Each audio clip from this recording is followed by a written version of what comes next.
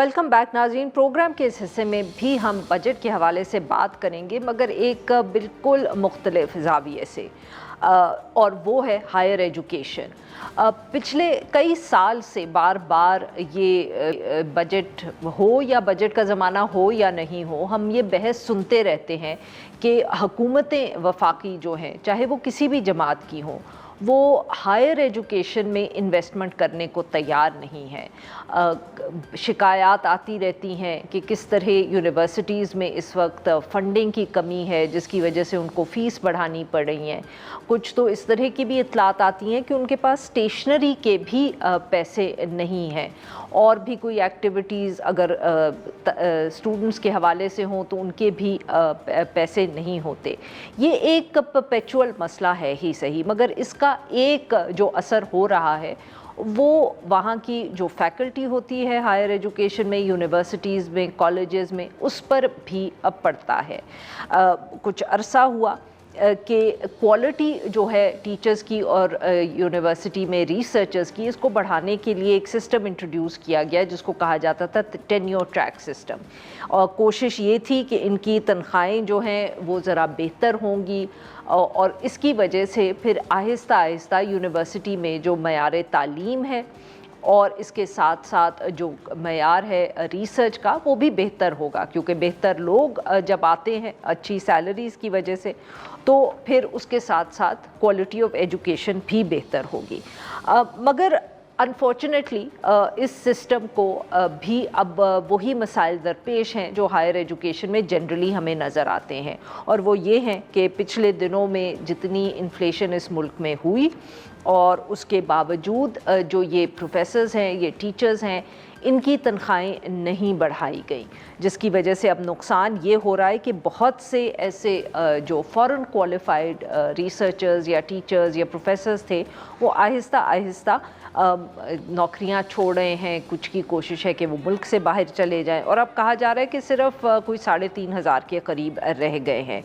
इस साल भी बावजूद इसके कि ये इशू को हाईलाइट किया गया है, लग नहीं रहा कि बजट में इनके लिए कोई रिलीफ किसी किस्म या कोई इम्प्रूवमेंट इनकी सूरत हाल में होगी। इस इशू पे बात करने के लिए हमारे साथ मौजूद हैं डॉक्टर आसिफ अली साहब। ये प्रोफेसर हैं, कायद-ए-आज़म यूनिवर्सिटी से वाबस्ता है। Welcome to the show sir. Ji sir, ये बताएं ये प्रोग्राम कब शुरू हुआ था, और ये जो तनख्वाहें ना बढ़ने का सिलसिला है ये कब से डेट करता है? बिस्मिल्लाहिर्रहमानिर्रहीम। ये टेन्योर ट्रैक का जो एक्टिव बैच लिया बड़ा, वो यूनिवर्सिटियों ने लिया 2007 में, तमाम पब्लिक यूनिवर्सिटियों को गवर्नमेंट, यानी कि वो मुशर्रफ के ज़माने में जहाँ हायर एजुकेशन में बहुत इन्वेस्ट किया गया था। और उसके बाद 21 तक इनकी वन ऑफ सैलरीज बढ़ाते रहे। मतलब जैसे वन ऑफ से क्या मुराद है? वन ऑफ से मुराद के 7 के बाद 11 तक कोई सैलरी नहीं बढ़ाई, 11 में फिर बढ़ा दी। अच्छा, ठीक है। 11 से 15 तक कोई सैलरी नहीं बढ़ाई, फिर थोड़ी सी सैलरी बढ़ा दी।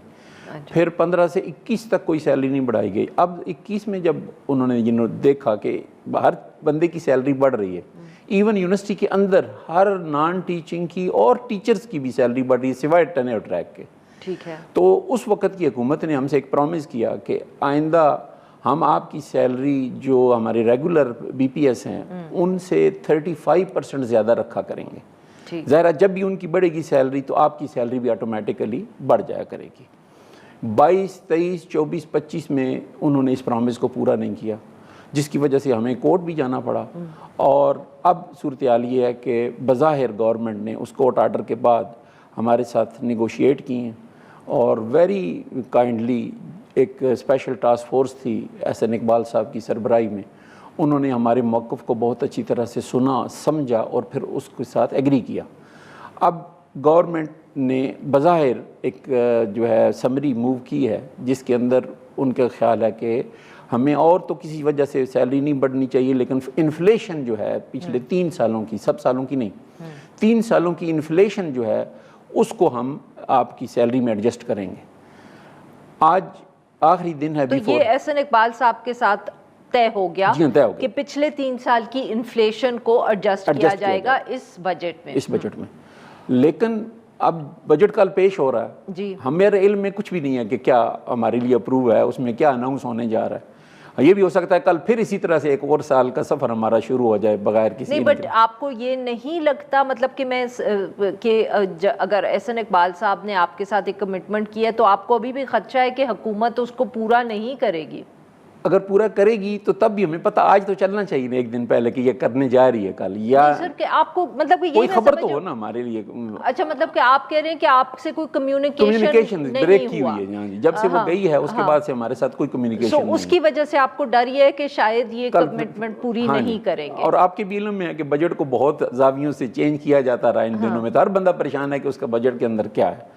اچھا سر، مجھے یہ بتائیں کہ اس کی کیا وجہ ہے کہ جو آپ کہہ رہے ہیں کہ باقی جو نان ٹیچنگ سٹاف بھی ہے یا جو بی پی ایس میں بھی سٹاف ہے اس کی تنخواہ بڑھ جاتی ہے، ٹینیور ٹریک میں نہیں بڑھتی؟ What is the reason for this? Tenure track کے لیے انہوں نے پہلے دن سے ایک فلاڈ اسکیم رکھی ہے کہ جی اس کی تنخواہ جب بھی بڑھے گی وہ سمری موو ہوگی، جو ہے نا بے وقت کسی وقت بھی بڑھ سکتی ہے، میں بجٹ کے ساتھ اس کا تعلق نہیں ہوگا، اور وہ فائنینس جا کے اس کا نوٹیفیکیشن کرے گا.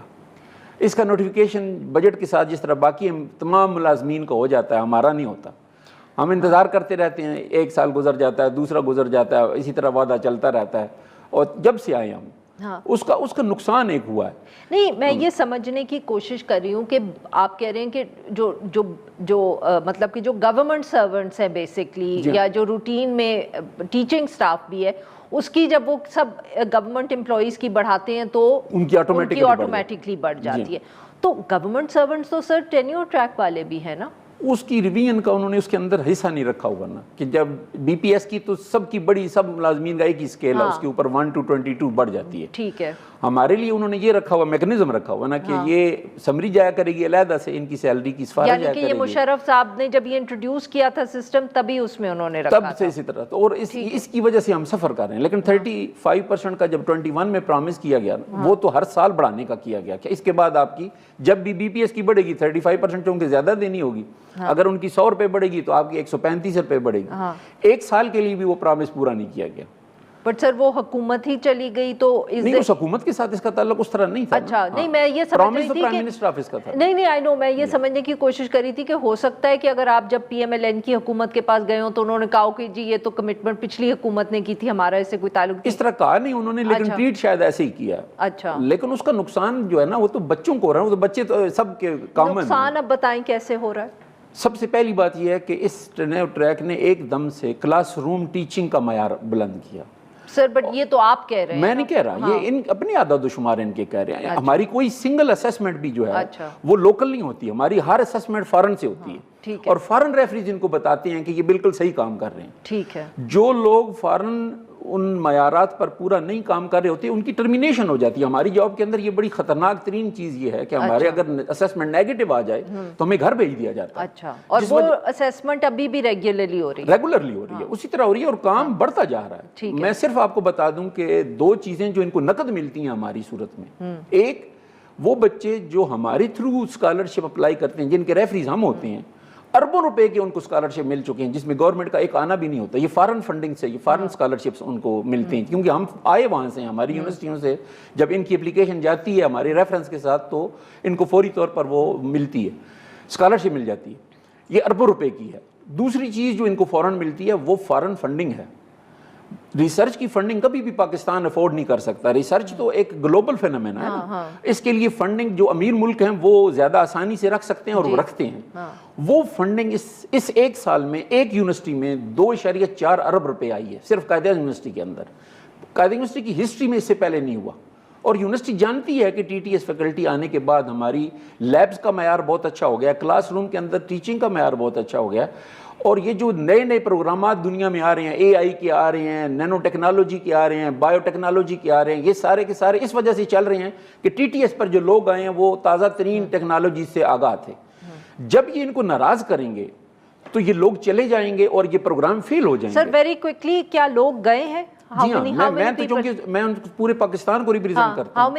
600 سے 700 لوگ چلے گئے ہیں شارٹ لیو پر، لانگ لیو پر. اس دیکھ رہے ہیں وہاں بیٹھ کے کہ اگر یہ ریویژن واقعتاً ہو جاتی ہے جو پرامز ہوئی ہے تو واپس آ جائیں گے، نہیں تو وہیں سے ریزائن بھیج دیں گے. اور وہ بہت بڑا خطرناک ہے پہلو گورنمنٹ کے لیے، کیونکہ پھر اربوں روپے لگا کے بھی لوگ واپس نہیں آئیں گے۔ بہت بہت شکریہ سر، آپ نے ہمارے لیے نکالا۔ ناظرین، یہاں پہ لیں گے ہم ایک چھوٹی سی بریک، اور جب ہم بریک سے واپس آئیں گے تو ہم بات کریں گے کوئٹہ کی۔